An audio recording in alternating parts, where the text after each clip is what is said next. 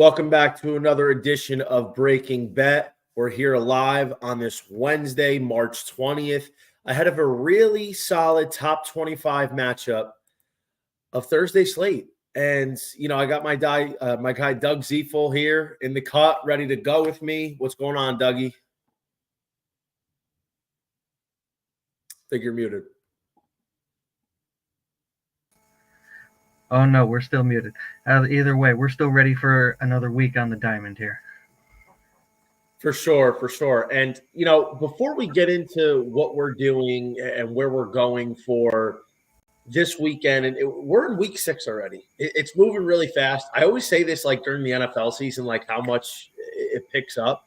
But I think, now that we're getting in the second week of conference play, Doug, I feel like at least we talked about this last week. We learned a few things.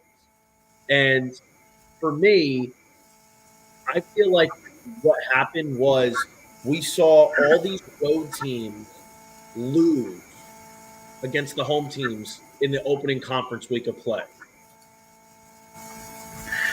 Yeah, home field advantage was really a big thing in the first week of conference play, and especially in more of the major conferences where you have those fan atmospheres. Your places like Mississippi State and Texas A&M and Arkansas when they're at home. Those atmospheres are really going to make a difference, and it might be something we have to handicap, especially later in series when there are not as big of pitching edges or possibly unknowns, depending on how teams are throwing. It's funny. We're all over Mississippi State. I said they might not take only one, but they might take two. So that was, and they almost swept them too. Yeah. That was a great series, dude. I was so happy. That's like the kind of series that puts Mississippi State on the map, and you know how highly I've been speaking of them since before the season started. So we're going to get to them shortly here, but I agree with handicapping these road teams versus home teams in conference play, and I don't know how far that's going to carry throughout the rest of the regular season. But I think for now, maybe that is an approach that we take, looking at the home teams a little bit more favorable in game one on a Friday or if a Thursday when that starts. So in the SEC, Doug, last weekend, every road team lost on Friday except for the Tennessee Volunteers at Alabama. Mm-hmm. Tennessee was the only one to win, and that's only just the SEC. When we saw across the other Power 5 conferences, like you said, all these road teams that were dropping game one, and I feel like that's something that I'm going to be curious to see if it repeats in the second week of conference play, especially in the SEC, Doug. Mm-hmm. Yeah, there's some big series to look out for. It's definitely going to put our theory to a test this weekend. Yeah, so let's look at the first big team that's on the road. That's the Arkansas Razorbacks laying a juicy -180 at the Auburn Tigers, who just got that ass beat against Vanderbilt. 3-game sweeperoo for Vandy against Auburn. The Tigers only managed to score 12 total runs. And, for a team like Auburn that is very offensively capable, this is an embarrassing show. Do you expect them to have any kind of a bounce back on Thursday night against Hagen Smith? Honestly, no. I mean, that offensive, their performance last weekend really, put a bad taste in my mouth. And now you're going to go up against Hagen Smith, who, yes, we've seen him be off, very off when he's off, but he's also has the potential to be lights out. And Hagen, that price is not just Hagen Smith. The Razorbacks lineup is very capable, and Chase Alsop and the rest of the Tigers rotation has not lived up to what we thought they could be thus far either. So it's interesting you say that, because Chase Alsop is actually not projected to go tomorrow. Oh. It's going to be Connor McBride. I think Auburn's flip-flop. Yeah, off a little bit. Yeah, I think they've seen enough of Alsop right now in the Friday night role. Or maybe they just want him on regular rest because he has not been good. Connor McBride's been their best starter. He's got a 2.6 ERA. He hasn't allowed more than 2 runs in any start this year. This kid's looking pretty solid, and for my money, I actually think it's a good move for them to try and see if they can combat Hagen Smith with a good pitcher because Arkansas's offense is still a question mark to me. Sometimes they show up and maybe they get hot throughout the year, but they're only averaging 5.4 runs per game when Hagen Smith is starting, Doug. Hmm. Yeah, but sometimes that's really all they need. When he's on, he's on. We saw that epic performance early in the year, and he always has that in his back pocket. And with the way this Auburn lineup has been trending, he has a shot to dominate. So I do think that it's interesting to note because Smith is on an is there he's on another level right now. I actually just put out a tweet. Hagen Smith is currently leading the country with a 19.57 K through 9, which that 53 Ks through 50 Ks through 23 innings is otherworldly. But just to break down the context of what he's doing, Smith's K through 9 is over 5 strikeouts higher than the all-time single season K through 9 of 14.19 by Shane Bieber in his Cy Young season in 2020. I mentioned it last week. He is pitching himself into first overall or first pitcher overall contention with Chase Burns. I think it's really between those two at the moment. And for my money, dude, Hagen Smith, he's a guy that you got to back every single week. He's only allowed one run since that bad start against JMU on opening day, and I think 180 is a fair price. Do you get a little spooked at all that they're not a bigger favorite to open up? No, I feel that price is fair. Like you said, they're on the road. You have to respect Auburn. It's an in-conference game. The price is fair, but given what we've seen from Auburn's offense, a run line might be in play. With this pricing, you're probably going to get a 1.5. It still might be minus 110, minus 115, but that's definitely in play with Smith on the mound, especially if the Razorbacks can have one of their patented big innings before they go quiet for a stretch. So I'm actually looking here, and I think this is a good play because this is also something that we've been talking about. If Arkansas balloons out to like minus 220, minus 230, gains a lot of steam, then I think it's time we take our own advice and we fire on Auburn on the run line. And if it's out to 230, we might be seeing 2.5 runs for Auburn. I feel like this could be a pitching duel, at least through 5, maybe 6 innings. So I'd be curious to see what the total is on this game. If we're getting 10.5, I probably would lean the under. I could see Arkansas win this game something along the lines of like 6-2, 6-3. Do you think this is going to be a game that goes under 10?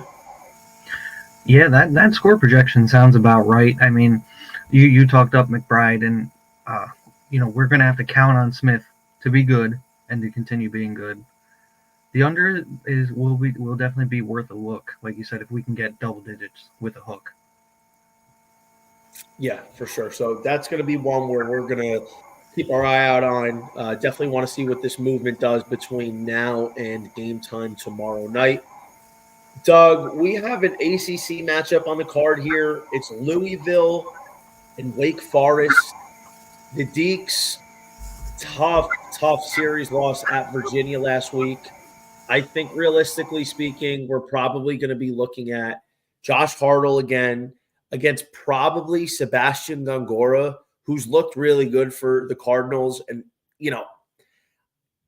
I don't know here because there's no way I'm feeling confident laying minus 215 with Josh Hartle at the moment. This guy's been battered beyond mercy in his last 2 starts against Duke and Virginia. Now, Louisville's not up to the caliber of those teams, but is there a way you would probably look at backing Louisville?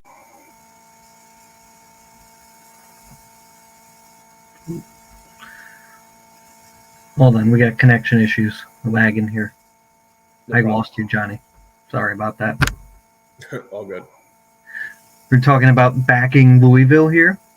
Yeah, any shot you would take a run line on Louisville or a money I line? I think my look is going to be towards the over here. You talked about how Hartle's been battered around his last few starts, and it's no secret, especially against the elite competition that he's been up against. And what I think has to really start coming into factor more with these lines and totals is the park factors. You know, Colin Wilson over here at at the Action Network, when he puts out his projections for the weekend, he's done a lot of research and has park factors into his projections, and I give him a lot of credit for that because that's something that it does not really exist in the market. And if you look at Wake Forest's ballpark, it plays very small, especially we saw it last year with the way this team hit home runs. And if Hartle and any other opposing starting pitcher are going to give up a lot of loud contact, we have to start looking towards overs because I feel that books may not have adjusted for the regression we're seeing with Hartle this far. Yeah, and if he doesn't bounce back to the guy that we saw last year, I think there's a real problem because Louisville's played well, but I don't think anybody would really consider them one of the best teams in their own conference. Mm-hmm. So I feel like we got to prove it. We got to see it from Hartle first. I'll tell you, there's a real chance if Hartle has another blow up outing tomorrow, then maybe Chase Burns starts getting the Friday night nod. Because now what Wake did was they didn't commit to a starter for game 3. We don't know who's going. It's not going to be Michael Massey, so we're not even sure who's going to pitch on Saturday. So the Wake rotation is really it's in shambles right now for anybody not named Chase Burns. So I think the over is a good look there, but I really want to see exactly where we're going to be looking in terms of what the total is. Because if we're getting an 11.5, I think I might be inclined to take it. The Wake bats are starting to wake up. Even without Nick Kurtz, Seaver King looks great. You're getting some contributions from the other guys up and down the lineup: Tate Ballestero, Adam Tellier, Jack Winay. So I do like the fact that Wake is capable of getting some runs on the board here. I think Gongora for Louisville has not exactly. He's not been bad. He's been pretty good, but Wake is still Wake, and I think we're probably going to see them come out a little bit angry tomorrow night. But I do think that if you can get anything under, if it's 11.5 or lower, I think the total is definitely in play here as well, DZ. So I think that's a really good look on your part as they're playing in a bandbox of a stadium.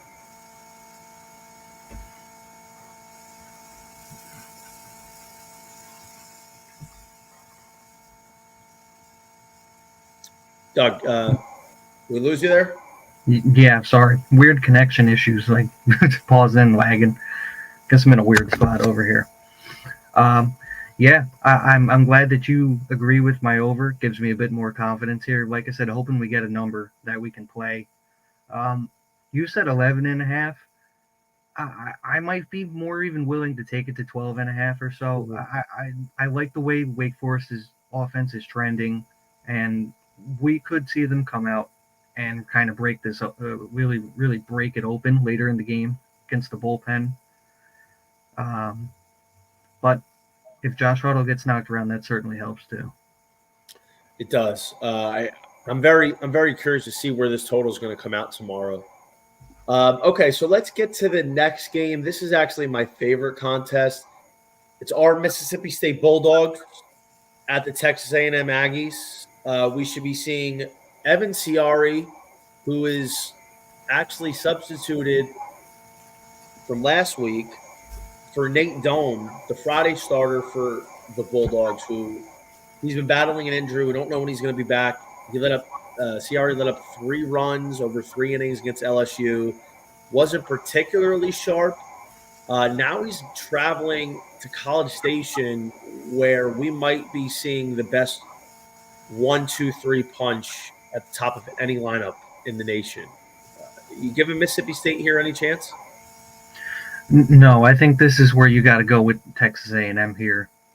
Not only do they have the edge on the mound, but like you said, the top of their lineup is just electric.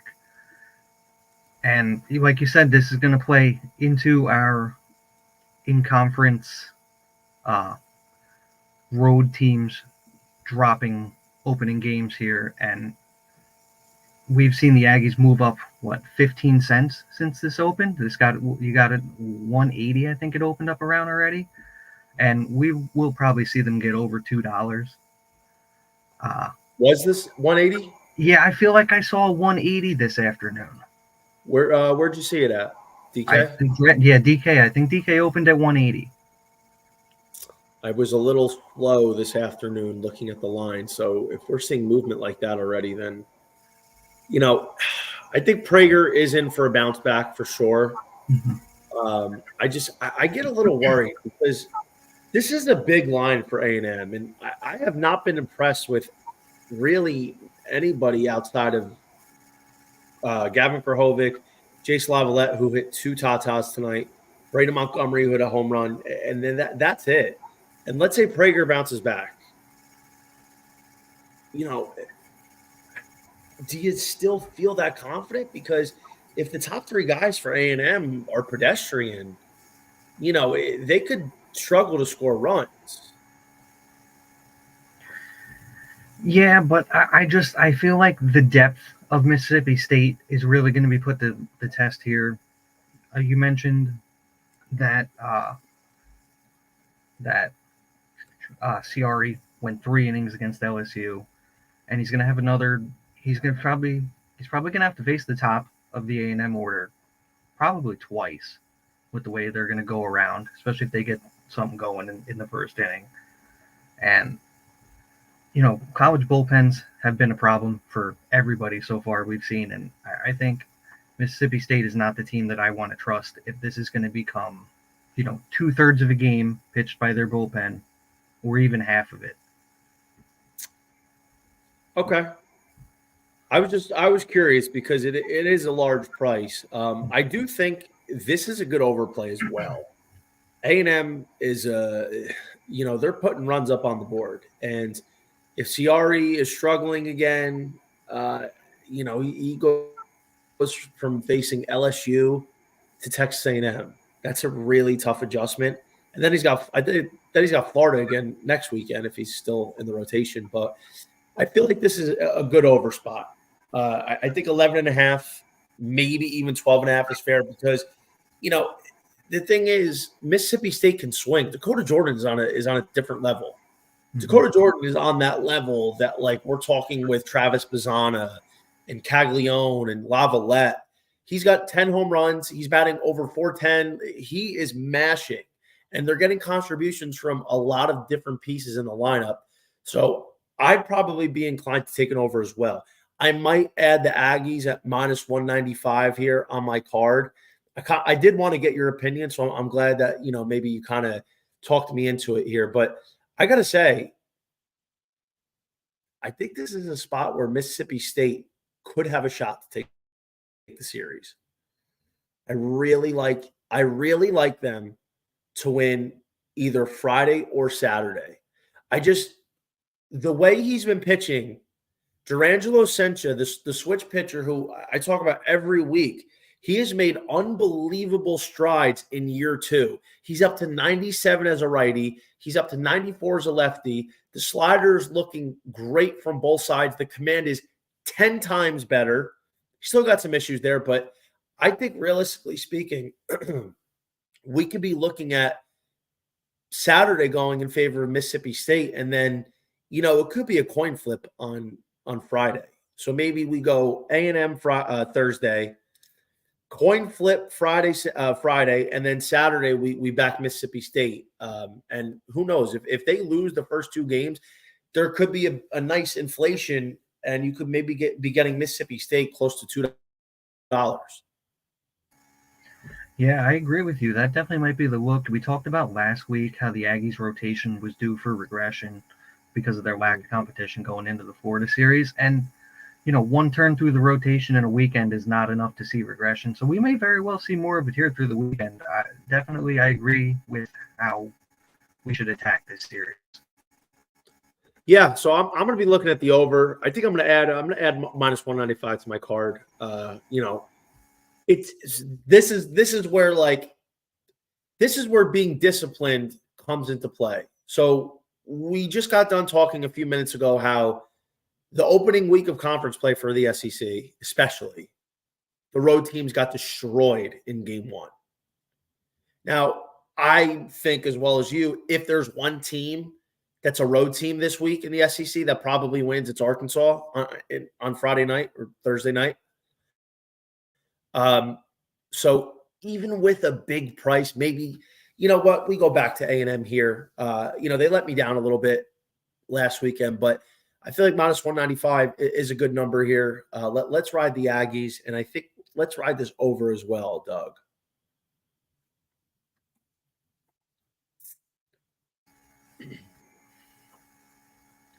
Is there any other game you're interested in? When I say any other game, there's one game. That's the BYU Cougars against the Texas Tech Raiders. You're getting Texas Tech at minus 330. BYU's plus 240. I would imagine this is at bare minimum a 2.5, probably a 3.5 run line. Any shot with BYU? Texas Tech sliding a bit. They lost back-to-back series against Texas and Baylor. They lost to Baylor in the weekend series in the year of 2024.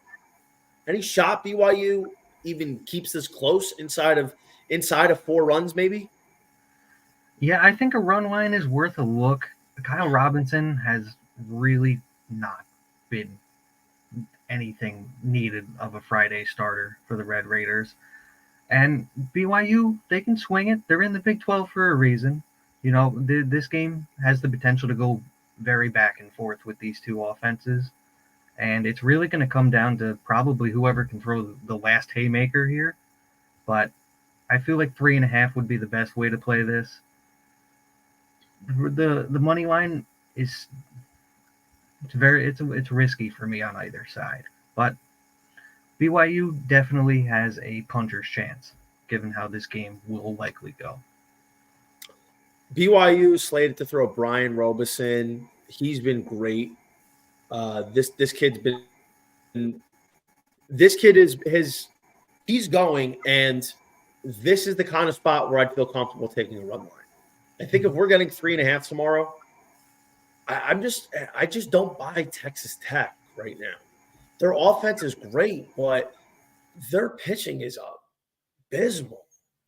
Kyle Robinson went 7 shutout innings, 8 strikeouts against Baylor last week, but they only won 2-0. They were going against Mason Marriott, who had almost a 6 ERA. So I don't think Texas Tech, especially in a conference game right now at this juncture, has any business being this big of a favorite. So if we're getting 3.5 tomorrow, I'll probably lay a half unit on it. If we're getting maybe even 2.5. 2.5, I'd lay a half unit on. 3.5, I'd also lay a half unit on, because I think it's worth the chance to say BYU keeps at least one of these games close this weekend. And if their best pitcher's going, I feel like now's the best time to do it. Yeah, so we're definitely in agreement with a couple of games we're going to attack tomorrow, which is wonderful. Well, we're probably I hate this too. It sucks because we're not getting totals or run lines, right now. They don't come until closer to game time. So if all the games are at like 7 o'clock or 7:30 tomorrow, we're probably not going to start seeing this stuff come in until about 11 a.m. Maybe noon Eastern time. So we have to wait on it. That's unfortunate, but at least we've given you guys an idea of which way the wind's blowing, and if and when this scenario happens, when lines come out, now you have an idea, and you're not left playing a guessing game. I think it's a fair point, to be honest.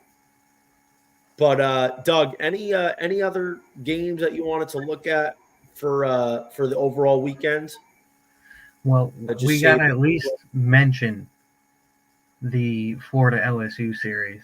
I mean, that is going to be put up or shut up for the Gators here, I think. Another midweek loss.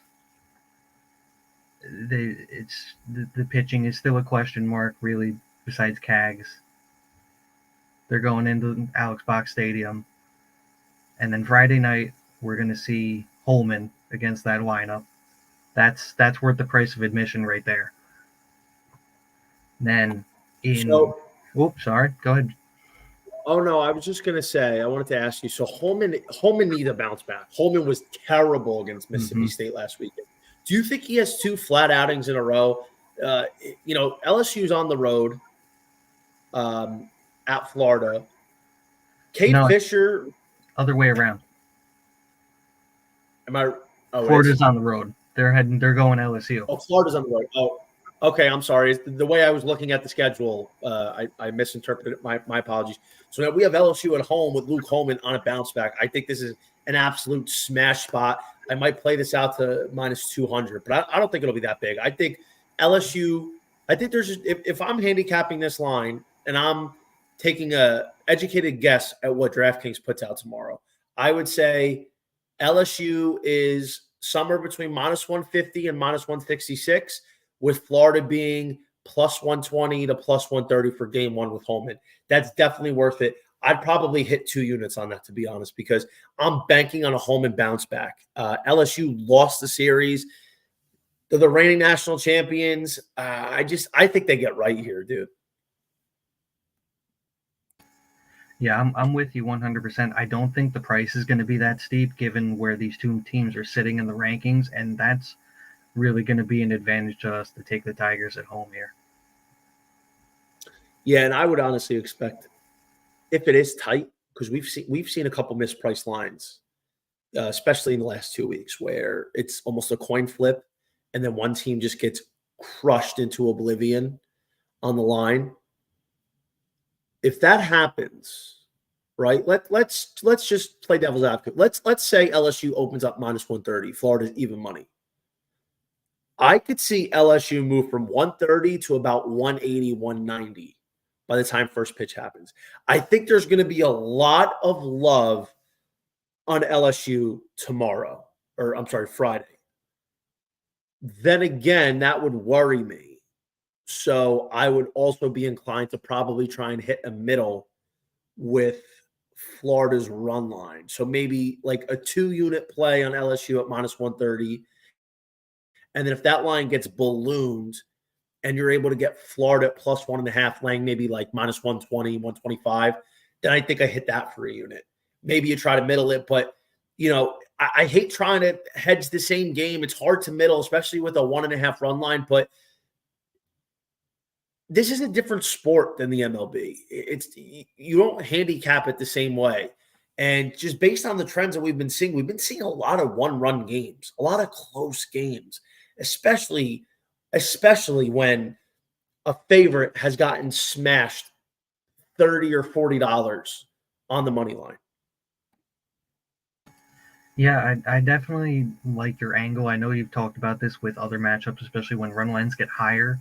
I don't know if I could do it on a 1.5, but I definitely understand mitigating the risk in this type of matchup, especially because even though we've seen Florida's pitching put them in holes, we've seen their offense climb out of it multiple times already. So it's definitely something to consider if you're getting to this matchup late on Friday.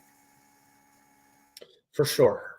But don't forget to join us tomorrow night, 9 o'clock, same time, right here. We're going to be running back through a monster Friday night slate for all the games that we didn't touch. And who knows, maybe we'll be talking about some of these games in game 2 that we just talked about tonight. So don't forget to tune in. We'll send you the link. We appreciate everybody for tuning in. Doug, always a pleasure, my friend. Thank you for being here. Thank you, Johnny. See you tomorrow night. All right, guys. Best of luck this week.